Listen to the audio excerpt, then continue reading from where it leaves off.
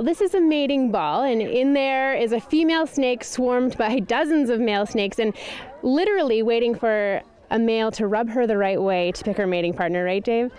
Sort of, yes. Okay. It's that part of the process is a bit of a mystery, actually. But what happens in the springtime when the snakes start emerging, the females give off a pheromone. Scientists just call it a female pheromone, so it's specific to a female. And that, of course, is picked up by the males, and it tells the males that I'm a female and I'm of reproductive age, and elicits this courtship process, which is called a mating ball. And the males kind of mob her, and they rub their chins against her back, they quiver, and they just kind of more or less subdue her, actually. There's so many of them that they keep her in the den.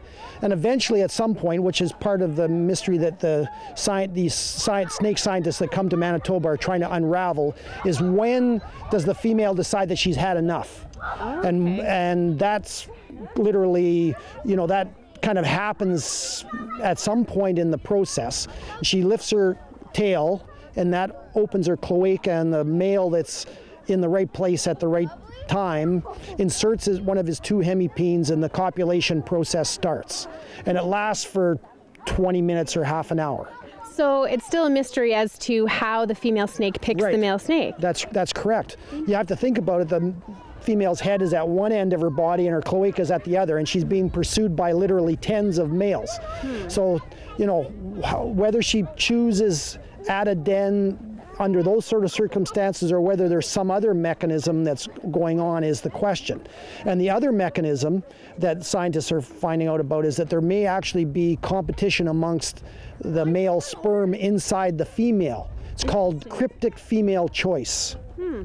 So actually 2 things happen here, in that you have matings with large numbers of males that happen in the den, and then sometimes the male in the process injects what's called a copulatory plug, which is just a little gelatinous plug that covers the cloacal opening, and it has a pheromone in it that makes the female unattractive and allows her to leave. And some of the females will stay kind of in the vicinity of a den, and the copulatory plug dissolves and releases the sperm that's in it that travel up the female's uterus, and their sperm are housed in little crypts in the female's uterus, and then she'll copulate again. So she may mate with more than one male, and actually scientists have found that there are females that they've collected that have given birth to young that are sired by upwards of 3 males. Then she'll leave, you know, if she copulates again, she'll leave the area, she'll start to feed, and her body condition improves, and then she ovulates, so she produces eggs, and those eggs are fertilized by the sperm from the various males. Now the competition may happen amongst the sperm. There may be something inside the female that provides a greater advantage to sperm that are, you know, from a better male, or maybe it's just happen chance.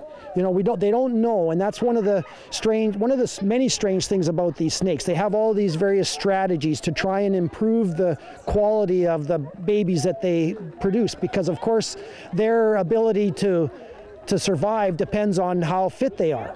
And they are a very resilient creature. I think one of the most fascinating things is that the largest, congregation of snakes is right here in Manitoba. With extreme winter conditions. How do they survive during those months?